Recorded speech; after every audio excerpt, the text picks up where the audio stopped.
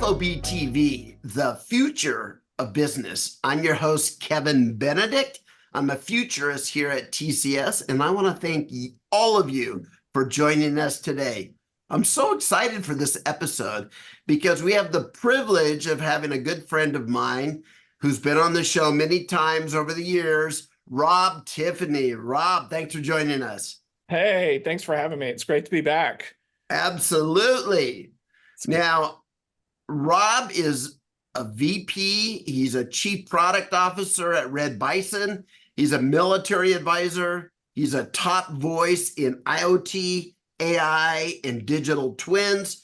He's a speaker and an author and a podcast host, an inventor, a U.S. Navy veteran, and more than that, he's a submariner. Exactly. One thing only. Yeah. And he is a snack chef. I see his photos every week, and he has incredible snacks that are mouth-watering snacks that he's showing the world. Yeah. So, bringing all that to the show today, we're going to have a fantastic show today, Rob. It's all about the snacks. It's all about the snacks. So on that note, sure. Before we jump into emerging technologies and all the insight that you're going to give us that's going to change our lives today, do you have a favorite football team for the Super Bowl this week? My picks for the Super Bowl just totally got blown out of the water. But I don't feel bad because almost every football analyst and everybody picked Baltimore Ravens because throughout the season, they've destroyed every team they played, including the teams who they're would have played. I mean, they made them look like high school teams. So very surprising that the Chiefs beat them. And then I think there were a lot of people pulling for the Lions for Detroit, kind of the underdog thing, because San Francisco's there all the time.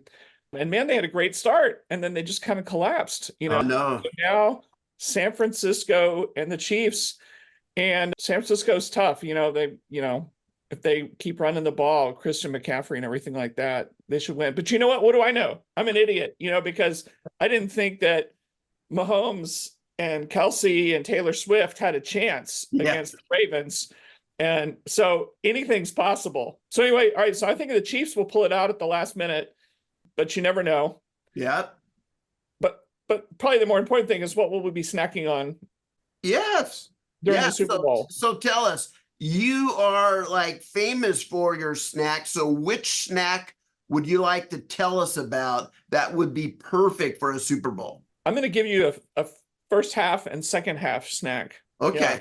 And I did just post this on LinkedIn. I cooked lunch for my coworkers yesterday, whatever it was, at the office. I made queso dip. And so, I'm way up here in the Pacific Northwest where not a lot of people know about queso dip. It's not like we're in Texas or something. And so anyway, if you have a double boiler, or I have this little Cuisinart thingy, Velveeta cheese, the healthy cheese, but it's meltable. I don't know if I've ever had it, but I'll just say thumbs up.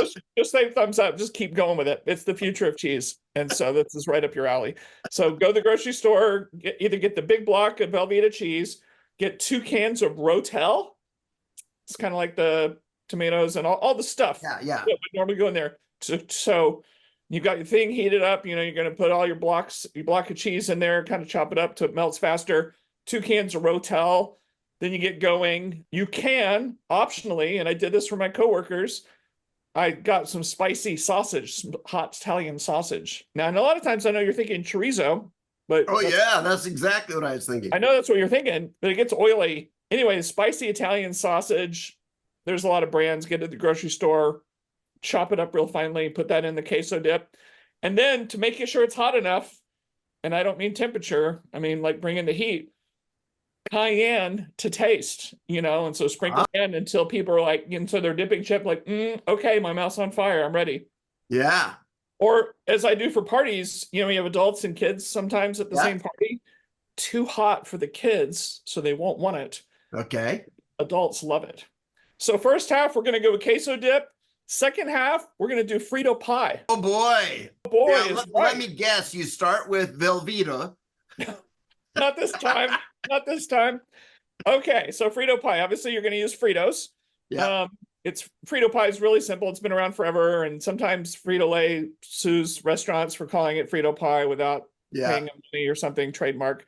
But anyway, it's popular everywhere except where you are, obviously, because you never heard of it. Okay. And Fritos, chili, Yeah. sprinkled cheese. You could put jalapenos, you could put onions, whatever you like on that. But the real OG, authentic way to do it, which I saw growing up as a kid, you know, like you had your school cafeteria, but maybe you had this other line, like for a little mini bar or some other quick fast, I don't know. So no, but yeah, but no. You know, have like the little small bags of potato chips. And so imagine the small bag of Fritos. It's just a little tiny thing. You turn it sideways. Oh, wait, I have a prop. You turn it sideways and you cut it the wrong way along the edge on the side. And guess what it does? It pops open and it's a bowl. It's a bowl. And ready made. Chili in there. You put the cheese and whatever, stick a fork in it. And they used to hand it to us. It's like, choom, choom, choom. There you go, kid. You know, here's your health food for the day. Not. Oh my. Well, moving on from snacks. Yes. Now, I have some gray hair, Rob. Yep. I'm sure I do somewhat. Oh, yeah. You and I have known each other through various different companies, different eras, different products. Yeah, there you go. Yeah, baby. The future, Windows Mobile. Yeah. So we've been together going through all of this stuff. What lessons have you learned from some college kid getting out, somehow finding a job in a technology company? Yeah. What advice, career advice, could you give somebody today? That's a good question. I have to do that same thing tonight. I'm speaking at the MBA class tonight over at the University of Washington. And I've been given a bunch of questions in advance, and it's a lot of that kind of same stuff.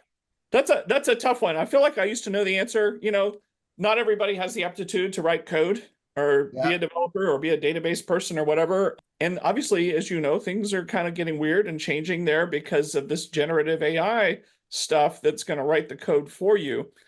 I still think it's good to have if you're up for it, that aptitude, potentially learn the stuff, learn the hard way, learn a programming language. As Steve Jobs says, programming teaches you actually how to think logically. Learn how to use your new favorite assistant, your generative AI assistant. Yeah, you know, and I know it's silly when people say, I'm sure you say this every day, well, the future is prompt engineer, but use it to help you. I've used it. I'm using AI to help me when there's hard problems to solve, like if you're developing something really complex. But as you know, sometimes they hallucinate. Yeah. And so you need to kind of know if it seems in left field. Everybody talks about AI all of a sudden, and I think their view of what AI is this generative thing with large language models. But it's not the AI I use mostly in business. I would say it's more narrow. And of course, people who are not in marketing call it machine learning, right? Yeah. So learn some of those basics, but you know what? It's a work ethic. Learn to work hard, learn to be positive, come into the office, do a good job. But it is going to be tougher out there. You know, it's not even the elephant in the room. This AI stuff is gonna make it tougher, I think. You know, at least for knowledge kind of worker jobs, if we think about that, right? And so you're either going to get run over by it potentially, or you need to know how to harness it and learn how to use it really well to accelerate you, right? Yeah. Yeah, just like Steve Jobs said about the Mac. He's like, it's a bicycle for your mind. Oh, wow. That's beautiful. Make this thing the next, you know, the high-speed motorcycle for your mind, whatever it is. Because, yeah, whatever it is, whatever task you have to do, it can certainly accelerate you and make you more superhuman. And so you're going to have to do that. You know, there's always something new. There's always something that's going to, you know, you always talk about all these, oh, this is going to be a job killer, or oh, this is, you know, and so it's really interesting. But hard work, great attitude, be pleasant. Yeah. And always learn, never stop learning. Oh, you know, I mean, I know like you and me, you know, like piles of books everywhere, Yep. and you're just always reading or always listening to Audible in the car or whatever. Just it feels, because it's like Andy Grove would say, only the paranoid survive. This is, to me, this is the biggest transformation or emerging technology that I've ever experienced in my career. And you and I both went through the dot-com era and all of that stuff.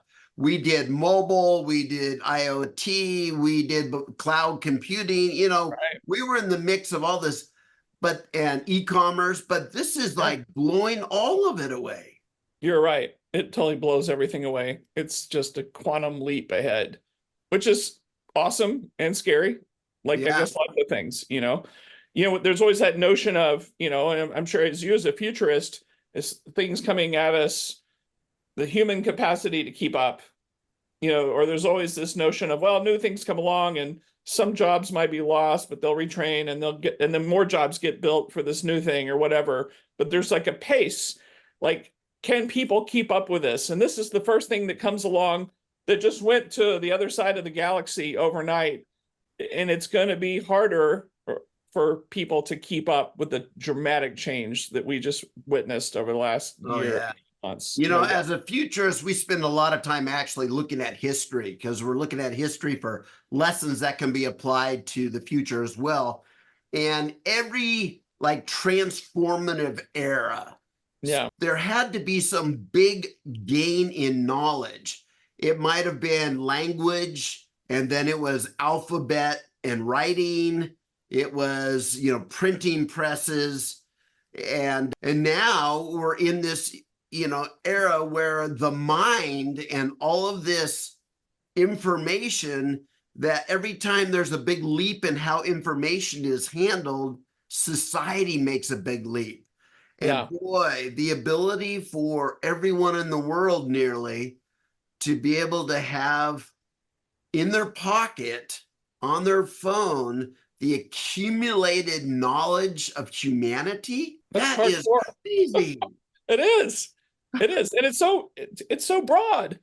Like, I know. Like these other things you've talked about and that we've seen, throughout history that leap forward.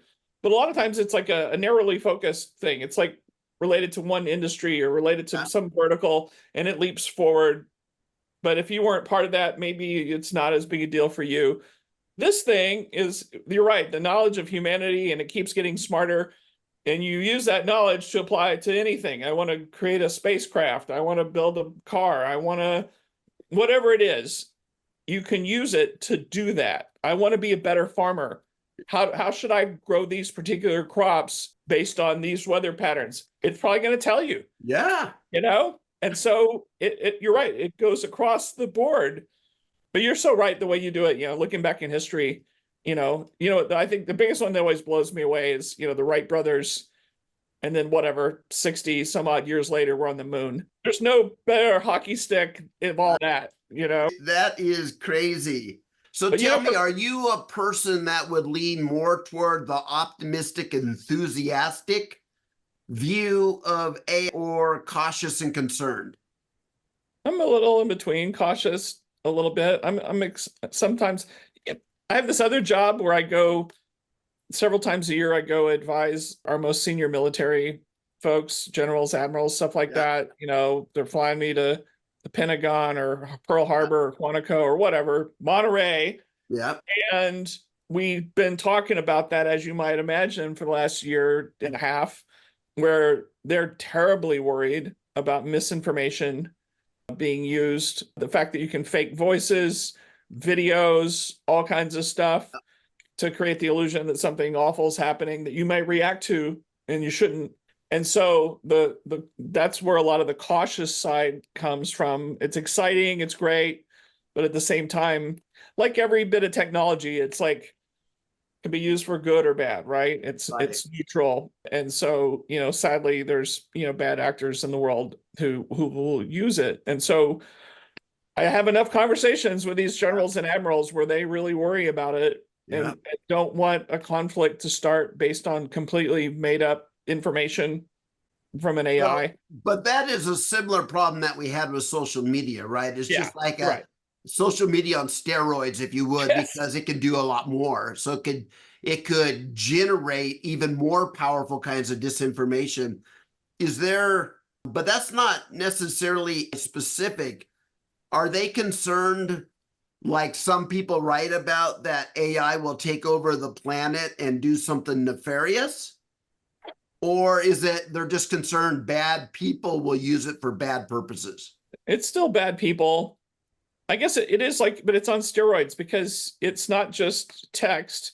It can generate videos, but And the voice, the audio, with not very much training at all, it can just become you. Yeah, it's kind of fun. so if I walk down the street and I say, what do you think of when you hear Rob Tiffany? A lot of people are going to say mobility and Internet of Things. Yeah. Probably digital twins added to that. What is the state of digital twins and Internet of Things? Yeah. How is 2024 different than 2022 and 2023? Where's it going? Yeah. Well, I'm sure, as you often hear, no one's talking about IoT anymore. We crashed into the trough of disillusionment and all that fun stuff. That said, like any good technology, it disappears and just goes into the background and it becomes normal everyday life. You can't do AI and train models on the data around the world without getting that data somehow. And so where does that data come from? It either comes from IoT or it comes from people typing data into something, right? And so IoT is the unsexy but very necessary plumbing. It's not hot anymore, but guess what? You don't get this really awesome thing without that boring thing. So IoT, even if you don't hear about it, it's going to be everywhere because you need it to get the data streams. The data is where the value and refining that data, right? To drive insights, drive automation, things like that. So IoT will go strong, but you may not just hear as much about it.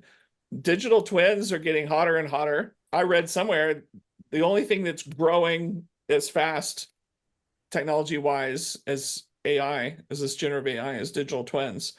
You read stuff all the time. Oh, we're building a digital twin of the planet Earth, or we're building a digital twin of the city, or whether. So specifically to what I'm doing, it's networks, but we're in the build space. So it's funny when you're at a startup. Hey kids, if you ever work at a startup, you're going to have to learn to wear lots of hats. And this is about being a great employee and be helpful and dive in. I remember I had my last skipper, my last commanding officer, my last submarine I was on, when he's kind of doing this first speech to the crew to introduce himself, he made a comment about his pet peeves. His biggest pet peeve is hearing someone who says, "That's not my job." Oh. He goes, "If I hear any of you say that, you'll just be doing push-ups until your arms break off," right? And that stuck with me. When you are at a startup it's a small company, you don't have divisions and groups of people, hundreds of people to do these different tasks. You have a small company and you want to achieve this mission. You may be doing job product manager, chief product officer, but guess what? Hey, we've got a bunch of network engineers, but it's not like we have some big software engineering department. Oh, but Rob still remembers how to write code. So Mr. Inventor here, yes, I am concurrently have built a bunch of, I've got an MVP and working on the V1 of a platform that's digital twins for buildings. Anybody worth their weight is going to have an AI story applied to their products. Yes. So what's your story and how does it fit within that world of digital twins and buildings and all that? All right, here it comes. And I'm going to tell you something you may never have heard before. In fact, most people have never even thought of this. It'll sound weird to them. Your digital twins are also your AI models at the same time. And I'll explain how. Remember, there's narrow AI, which is I'm doing machine learning on a specific system, like an HVAC system or whatever that may fail or whatever. That's still the most important thing in the world to your customer, is making money, saving money, reducing risk. Yes. Everything else is just conversation. Yep. So if I have a digital twin of an HVAC system and it's all the different parameters, temperature, humidity, vibration, RPM, a million things, or like it could be a car, whatever it is. When you're sending that telemetry using IoT, which is the boring plumbing, but you still have to have it. So sensors and stuff coming from that machine, all these parameters of data, different data that I care about, goes into the digital twin, and it kind of tells you what's going on. And you can also do real-time streaming analytics on that. If something goes out of, KPIs, green, yellow, red, do something in the moment. But also the digital twin shows the current state of the thing, the machine in this case. It gives you the historical state because you're getting a new packet every second, every minute from IoT. So you have the historical state for a long time of all those parameters about that machine. You also, machines of the same type that you're monitoring, there could be 1,000 of those same machines, and you got their data too. You can compare. So guess what? That digital twin latest state and historical state in your database is also your AI model. And all those different parameters that you cared about in machine learning AI speak, those are called features. So digital twins are your AI models, and you're using that same data to train models and then use the real-time data. So it sounds like digital twins and IoT are here to stay. Thank you for joining us today and sharing all this and just bringing your joy and enthusiasm to the show today. Absolutely. It's great to be here, man. Thanks, Rob.